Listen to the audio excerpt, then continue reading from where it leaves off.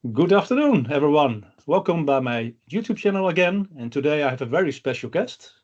And before we go to the interview, Tina, maybe you can introduce yourself shortly. Sure. Yeah. Thank you so much for having me. I'm really honored to be asked to be here. So, yes, my name is Tina. I'm the Community Program Manager for the MVP and RD programs in the Nordics and Benelux region. I've been in role for over 9 years now, and I've been with Microsoft for 18 years and working with community for all up, I think, 13 years. But in the MVP and RD programs, I've been more than 9 years, which I'm really happy about because it's great people, as you know, Rene. Yeah.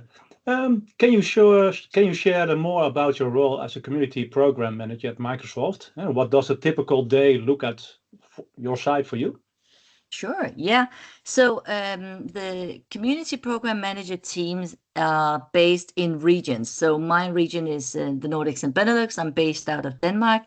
I make sure that the MVPs and RDs and also actually student ambassadors in my region are, have a person to reach out to in their own time zone if they have questions. I connect MVPs and RDs and student ambassadors with the local subsidiaries in my region. So that's the reason why we're based in a local area. For some areas, language is a huge thing in our area. We're all fortunate enough to speak English. So even if we have a bunch of different languages, we tend to speak English in my region all the time. In other regions, it's much more dominant that you speak Korean or Spanish or what have you, other languages. So we also part of a global team. So we all belong to the Corp team sitting in Redmond, which means that we actually work in across all time zones because we have colleagues all across the globe. A typical day for me look like working with subsidiaries, MVPs in my region. It can be like planned activities, it can be meetings, it can be MVPs reaching out with questions or just regular check-ins. And then in the afternoon, around 5 o'clock in our afternoon time, Redmond people gets up and we start working with our colleagues in the US. But it's more focused on working with people in our time zone. That's the whole purpose of having us based locally to be able to connect with you quickly as MVPs. Well, how do you balance supporting the MVP program while ensuring alignment with Microsoft broader community goals? Oh, great question. So, I hope so. um, the good thing is that even if we have like overall focus areas that we want to, drive in a certain year, or obviously there are technology areas that we focus on tremendously, such as right now, AI and Copilot is, of course, everywhere in everything we talk about. Um, the the the wonderful thing about the MVP program is that it's been in the market or in the community for over 25 years, right? So it's the longest existing community program in tech, which means that it's been through all the changes of Microsoft, which also means that even if we are focused tremendously on AI and co-pilots and cloud and security, we still have people in the MVP program that focus on Excel, Teams, all that stuff that might not be like obvious when you look at like keynotes from like Ignite or Build or what have you. So we make sure that our MVPs all across the globe um, facilitate all the learnings and upskillings of the community across our entire technology stack. So that gives us a lot of like flexibility in terms of what does that mean locally? What does that mean in the Netherlands, in Denmark, Belgium, what have you? Is there any focus area for the local subsidiary where MVPs can contribute? Is there any opportunities that are not necessarily linked to Microsoft, but where it would be beneficial to connect Microsoft and MVPs together? So we have opportunity to facilitate market needs of subsidiary needs or even community needs in our area, because we're fortunate enough to cover the whole technology stack with Microsoft. So we can balance that fairly easily in our job. And you share a lot of possibilities. Yeah. definitely. Yeah, there are a bunch of possibilities all the time, right? It varies, obviously, because local focus might be very specific on certain areas one year and differs in a different year. But the main focus we have always, and that's probably the biggest focus we have as CPMs, is that we want to drive opportunity. We want to make sure that MVPs get exposed for opportunities, whether that is from local subsidiary or from Microsoft Corp, like through flagship events or AI tools or what have you, or it is or we create opportunities in collaboration with the local subsidiary. In my opinion, we should always put, if we talk about speaking opportunities, it can be all kinds of opportunities, but on stage, for instance, we should always put an MVP on stage in front of an audience than a Microsoft person, because the credibility that an MVP brings to the table for an audience cannot be underestimated. It is huge, because everyone knows in the community, customers, partners, broader community knows that MVPs are not paid by Microsoft. MVPs speak their own mind, and they are deep technical, and they share, valid customer perspective, customer scenarios from their day-to-day life, which is not necessarily brought to the table and in front of an audience if a Microsoft person presents to them. So for me, it's always a matter of bringing MVPs in front of an audience, whether that is in writing or speaking or what have you. Totally true. I'm glad you agree. Yeah, I always tell my own story, and it's not a Microsoft story. I share my own experience. Exactly. And Yeah. and you have probably also witnessed when you share your story and you see and I don't, I want to stress there are amazing Microsoft speakers out there. We want to bring them on our tours and on flagship events and what have you, even community events, because they love seeing the community. So it's not to belittle whatever Microsoft speakers bring to the table. But if you witness the audience listening to a Microsoft person, they are maybe in awe or like, starstruck and, impressed. But when an MVP speaks, you see the audience move to the stage after to ask follow-up questions, because they feel seen and heard, and they trust that they can have an eye-level conversation with the MVP and get some insights out of that. So that's such a huge benefit for the community and for Microsoft as well. True. Hey, the word MVP, we dropped it a few times now.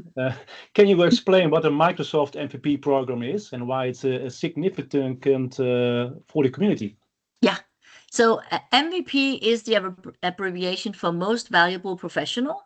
Most valuable professional are all the individuals who we consider community leaders in the broader community. They are all deep technical. They all share their knowledge. That's the most important thing. You might be deep technical as a professional because you work in a certain area.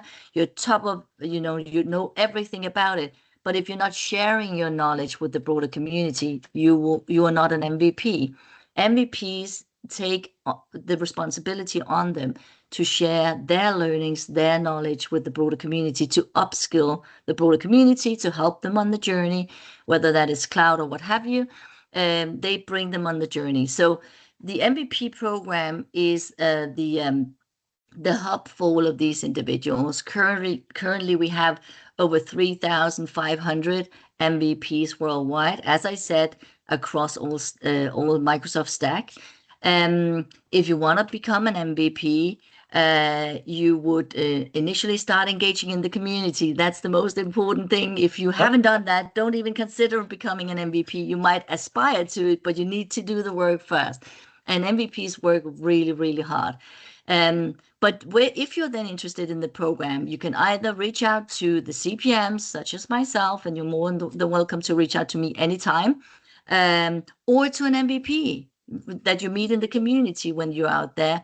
And either a CPM or an MVP can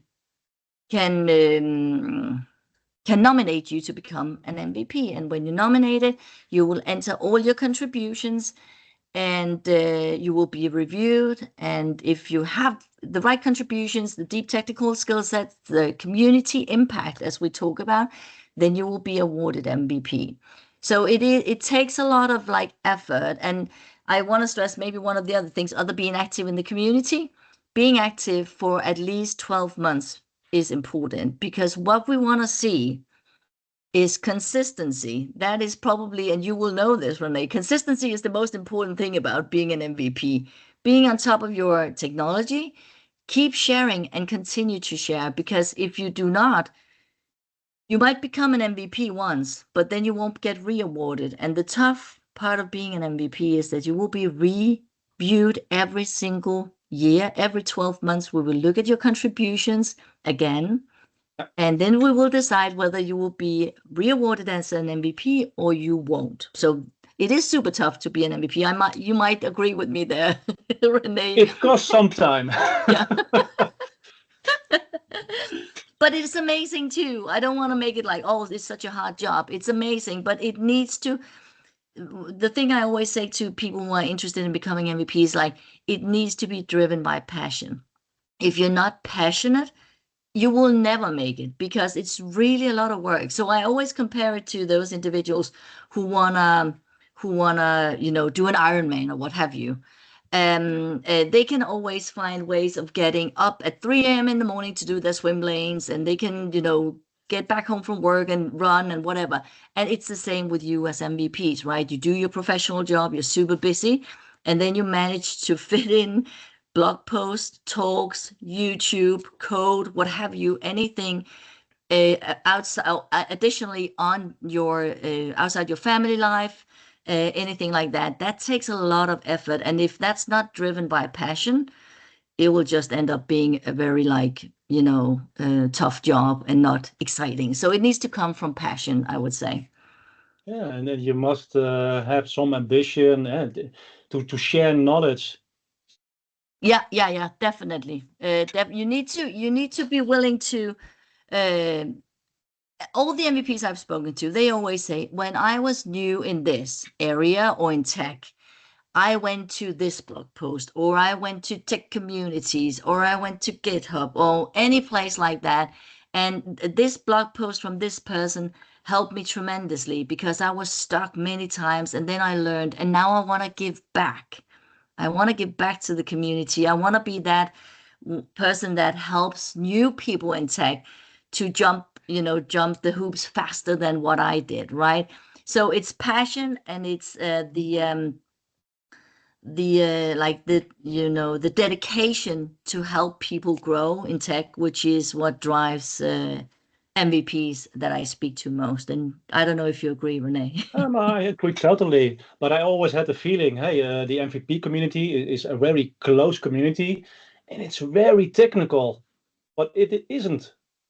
There are some MVPs are very technical. There are some MVPs that are more from a functional Yeah, perspective. There are MVPs they blog a lot, or there are some MVPs that are very good on stage.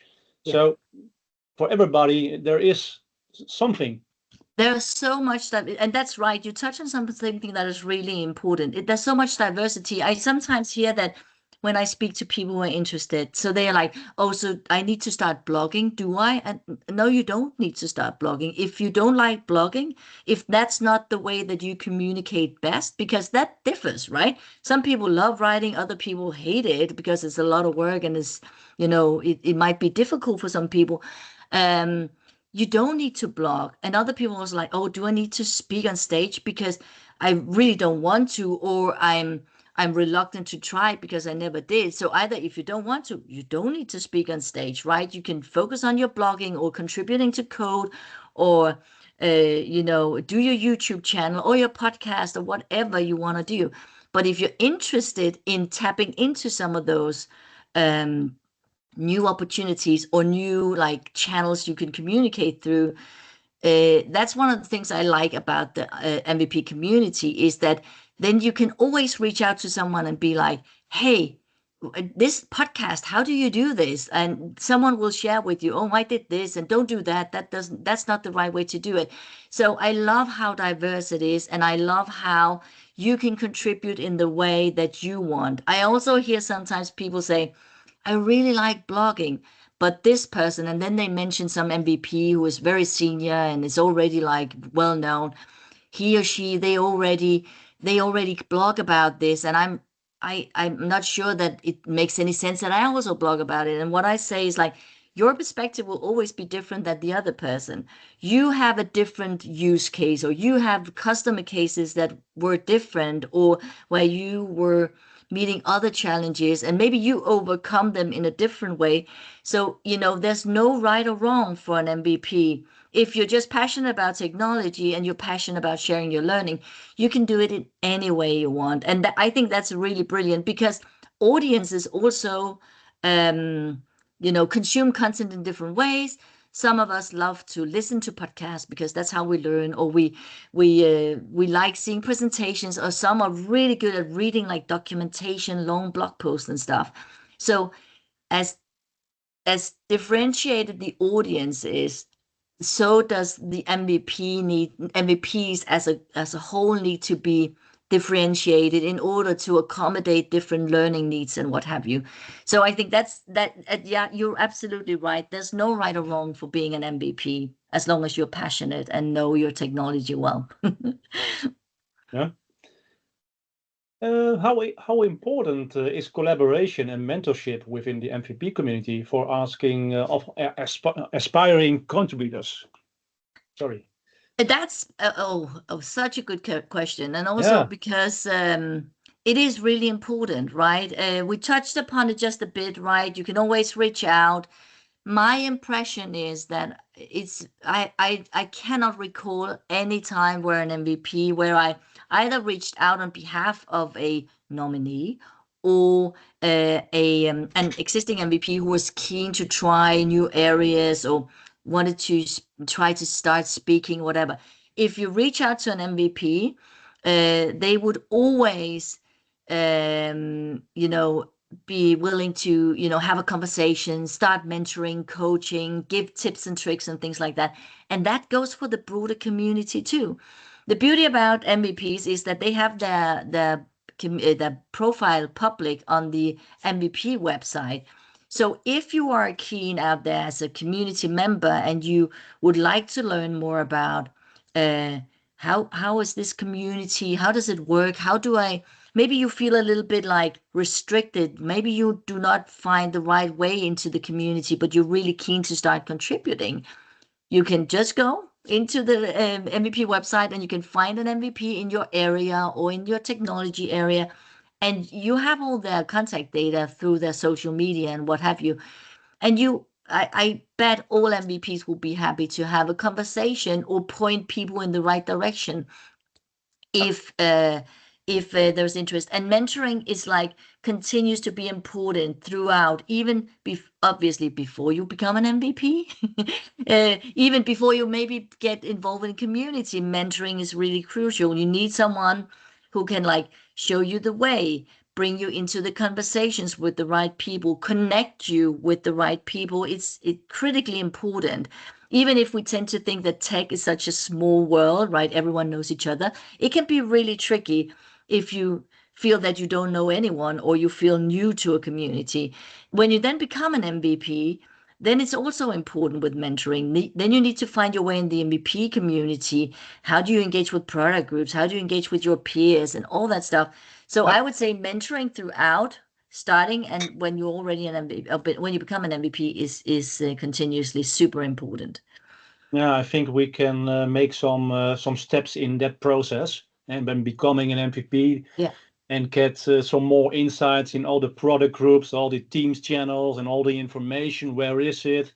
Who can I have a conversation? exactly. But it's always good to involve. Yeah, it is. And I actually think that's one of the things that I like about MVPs is that they tend to be really happy to share, tips and tricks and, also, inviting people in, right? Oh, we're going to, oh, we will be at this event. If you're here, come and say hi and all that stuff, right? So you feel that you're connected and you feel a sense of belonging, which is really important in any community, that you feel welcome. Yeah. Yeah, there's a lot of positive energy in the community. Yeah. A lot of people started interact with me and I didn't know them. Hey, do you want to join a conversation? Do you want to join that? And hey, shall we write a blog together? Yeah. It was a warm bath. Yeah. Yeah. And that's what I like. Some of the MVPs, many of the MVPs are really brands in themselves, right? Because they have established themselves as these technology experts. But you never see an MV. I love how people are just like, oh, should we write a blog post together, right? You could be like, if it wasn't in a community, being all like biased here, if it wasn't in a community, someone could be like, no, I'm writing this blog post for myself because I want to have the credit for it. But I love that community people, they always want to do like 1 + 1 = 5, right? They want to have more people involved because that doesn't take anything away from them. It adds to whatever they do already, right? So yeah, I love that you had this experience too, that people are, reaching out and bringing you in and connecting you with people, because I think for many people who are interested in becoming MVPs, who might be nominated, I think they might feel that, when they look at MVPs and they know everything. But this, when you become an MVP, you just realize, oh, this is all a new thing, right? I need to learn my way around in the MVP program. And Microsoft is huge, right? So it's a lot of people that you need to know and find ways of engaging and stuff. So yeah, it's great that you had that experience. Yeah. Are there any specific skills or areas of expertise that Microsoft is focusing on for new MVP nominations? So first of all, I want to say we are keen to find technology experts who are passionate about technology and who want to share that knowledge, who are community leaders and have a community mindset. That's the top thing. Having said that, obviously there is, if you pay attention to what Microsoft talks about, there are stuff that we are really keen to engage in, and that is of course everything AI, and in particular also Copilot, because sometimes people, they zone out a bit if we talk about AI. They're like, AI, oh, that's like a lot of code and stuff like that. But when you talk about Microsoft, it's a lot of Copilot too, right? And Copilot is basically, if you looked at Ignite in everything nowadays, right? So Copilot focus in all our technology areas, AI platform as a technology area too, are obviously we're very focused on that. We are also very focused on security, because that's just critically important. We see that every single day if you open the news, that security is massively important to customers and to partners and to Microsoft and to each and every one of us. So security is also critically important. Um, but again, having said that, if you talk about all the technology areas in Microsoft, there are like AI in almost all of them, co-pilots, and we focus on security for all our Microsoft stack. So again, if you're focused on AI, co-pilot, security, cloud in general, if you're passionate about community, if you for instance, also have a diverse focus, for instance, maybe you are in a startup community already, that might also be interesting to us. That is a bit different. A lot of our MVPs are either they have their own consultancy or a big Microsoft partner, what have you, or work for a corporation or a Microsoft partner and things like that. But if you have a startup, if you are in the startup business, that's also interesting. We would love to bring startup focused MVPs, and we have a bunch of those already, but that's also a focus for us. But again, I think the initial first step is to identify all the amazing, passionate people out there who just focus all up on Microsoft Stack. That's important. How do you see the Microsoft MVP program evolving in the coming years? So the interesting thing about the MVP program, because it's been around for such a long time, right? So it has like gradually evolved, um, and it does all the time, right? It evolves with our technology focus. But what I like about it is that it has the foundation is the same, right? So it's not like we haven't done, let's say, initially when the program was started many years ago, it was also end user focused, very end user focused on Word and things like that. We even had uh, um, um, we also had Xbox MVPs at once. We don't have those anymore. They broke out to a different program. Okay. But it has been broader, and obviously now it's more focused on our like core Microsoft stack. But I like the fact that we are not like it's not that the pendulum swings all the way. So let's say we say, oh, now it's all AI. So suddenly we wouldn't look at anything um that wasn't AI, and we would only focus on those individuals. We have the full scope of our technology stack because in real life, as you know, because I'm in the bubble and you're in the real life, right? So, so everything outside the bubble, Yeah. customers, partners, corporations, small businesses, they work in the entire Microsoft stack, right? They are not necessarily only focused on AI, because why would they all be focused on AI only, right? So I love that we keep the best experts in the world to cover everything, to make sure that our customers and partners, the broader community, people who want to know more about security, people who want to know more about AI, people who want to know more about M365 and Teams and all that stuff, to help be more productive, that they can actually go and find the best experts out there to help them on that journey. So I think I don't see the MVP program. So I'm not in leadership. So I'm just the CPM. So I don't know if we are changing anything, but I don't, I think that's one of the cornerstones of the MVP program is that it is fairly static in what it is in its foundation, and then we evolve with Microsoft evolvement, you can say, right? And I think we will continue to do that, because if we wouldn't, we wouldn't be catering for the needs of the broader community, which is actually why we have this program, right? That is to make sure that people like yourself and your peers can support and help and upskill the broader community out there. So that's my expectation, that we will evolve with Microsoft technologies, but we won't change dramatic things. But obviously we need to adapt to whatever Microsoft does, right? Because that makes sense for the community as well. It makes totally sense. So, Yeah. this is a very personal question. If you could change one thing about the MPP program or the community engagement process, what would it be and why? Oh, Oh, that's a tough question. I think if I could change one thing, I would make, I would, if I could solve one thing, I would do that instantly. If I could solve how we, and I know it's potentially opening a bigger conversation, but if I could find a way to ensure that we talked them, I spoke a lot about, MVPs are so diverse. They can focus on this and that and technology areas, and we have room for everyone. One of the things that we actually are challenged with, and that's, and I think it's the same for a lot of other community programs out there, but what we actually see and what we are working hard to do something about.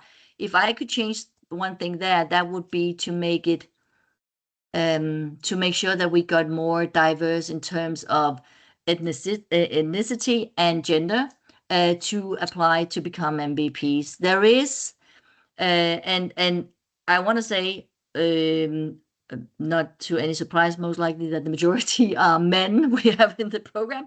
There's nothing against that at all. And all of you are amazing at identifying diverse nominees out there.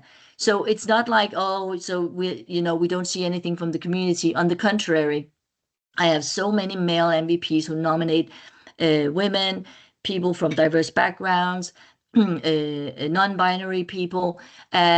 So it's not that, but there's something about, and I think maybe it's the whole award program structure that is like preventing some people who are diverse in nature. It can also be like neurodiverse people that are reluctant to get into this whole, oh, I will put all my contributions. That is actually contradicted to some people. Be like, oh, that feels like bragging to some people, right? And that's how we do things. We need to have your contributions in order for us to review them to award you. But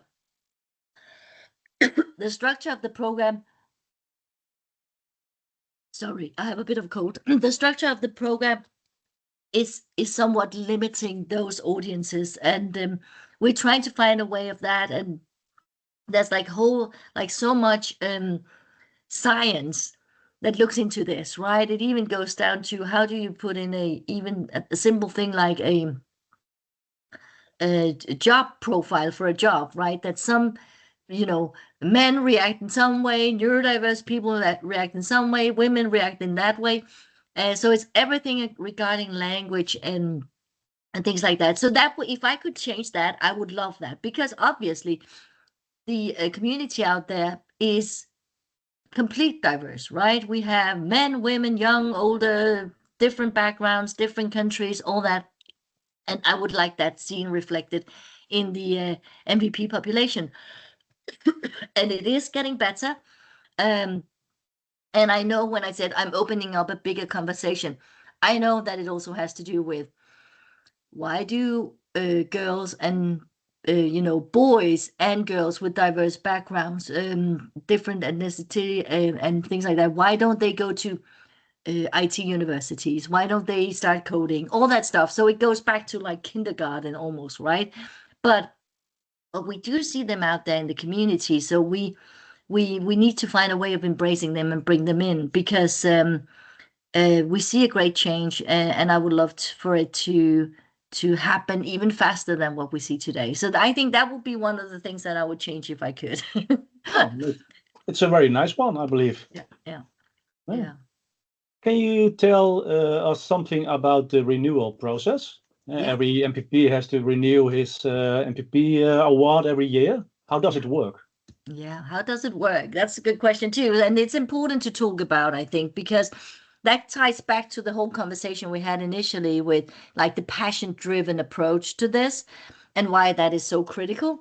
Um, when you are awarded MVP, 12 months later, kind of depending on when you are awarded initially, but that's too technical. But every year you are up for re-award, which means that you, in a given time period, will add all your contributions, which means blog posts, um, sessions you spoke at, meetups you organized, conferences you spoke up, code you contributed to on GitHub or what have you, podcasts, things on Discord, anything you do.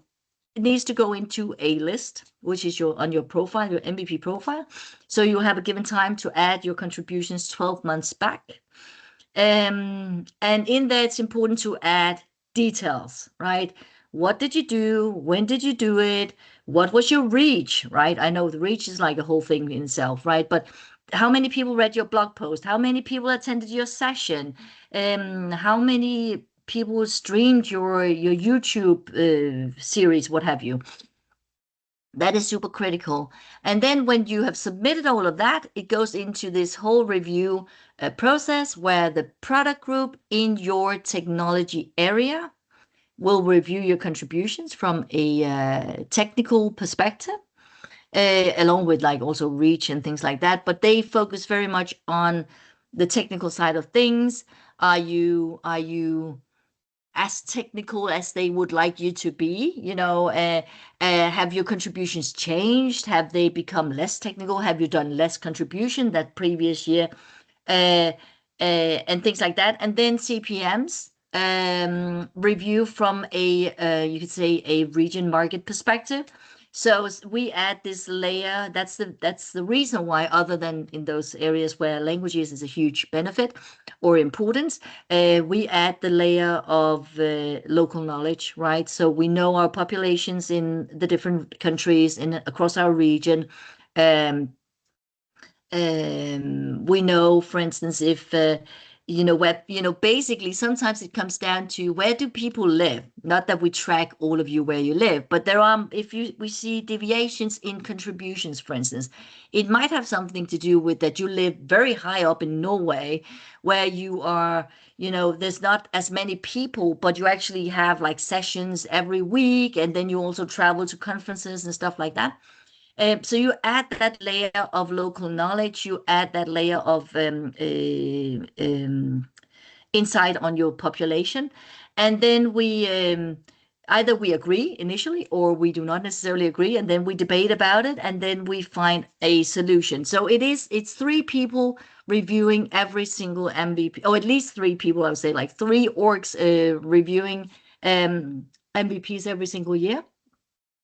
And going back to what we talked about, we do not necessarily expect MVPs to increase their contributions year over year, but what we actually see is that MVPs tend to do, because they get exposed to more opportunities. They find, they learn ways of like optimizing their contributions, um, and especially the things about having a group of MVPs who can like, oh, would you like to talk at my meetup, or why don't you submit a session for this, or oh, should we do this blog series together? So we tend to see MVPs increase their contributions year over year. Obviously, there can be variations, right? Maybe you something personal has happened in your life that made your contributions drop, or things like that. But in general, we see contributions increase, and it's not like it's not if it's not that we do like, oh, you did like X number of contributions this year, and next year you did this a C number of contributions, and it's like, oh, so you not meet the bar. It is a very focus on community influence and community impact. So we look at all the parameters of the contributions The when bigger we review. picture. It is a bigger picture. Yeah. And that is also sometimes what people are very confused about, and find that this is a very much like a black box. I need a list of, Tina, give me a list of like, I need to do 25 blog posts in a year and then I'm in. And we simply cannot, we cannot do this for nominees nor for MVPs, because there's so many layers, insights, we need to take into consideration, which is also why this is a human approach. Now, I've spoken so much about AI. We do not use AI to review MVPs. It's all human, because it needs to be, there needs to be so much insights layered into that review. So yeah, it takes a lot of time, but it's critically important to all of us. Totally true. So many aspects you have to look at. Yeah. Not only blogging, you have to be visible, you have to share with others, you have to stimulate others, you have to Yeah. mentor others. So yeah, it's a Yeah. big picture. It is a big picture. Hey, as a wrap up for this interview, can you share your tip of the day? My tip of the day would be, get out in the community, right? Whether you are just in there to learn, or to potentially go on a journey to start sharing your knowledge, I would say go and be in the community, go out and sense what is happening. You will only have a positive experience with either learning something new, meeting new people, or like see yourself on a new journey. I would say um, um, the energy that comes from the community is always worthwhile. And having people like yourself in the community who share your knowledge, who lift people up, who make them better in their professional job, in their, if in their hobby, if they like coding or what have you, um, that is just so empowering for the people who actually go into the community, whether they will then become an MVP like yourself or not, that's not the important thing. The important thing is to be in the community and contribute. And I want to say all the people who never become MVPs are equally amazing, because there are so many people out there who help organize, who help, um, who very late hours prepare conferences the following day, or they, support a coworker to start explore new technology, but they will never have the volume to become an MVP. But they are equally amazing because they change people's life with whatever they do.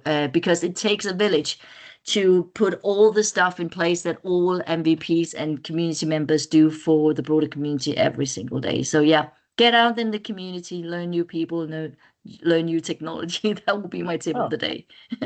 that's a good one. Yeah, Hey, Tina, thank you very much for this interview. I hope everyone pleasure. has got some insights in the MVP program, and you heard it. Go to the community and share your Yeah. knowledge. Thank you. Thank you so much for having me. It was a great pleasure. Thank you so much, Rene. You're welcome.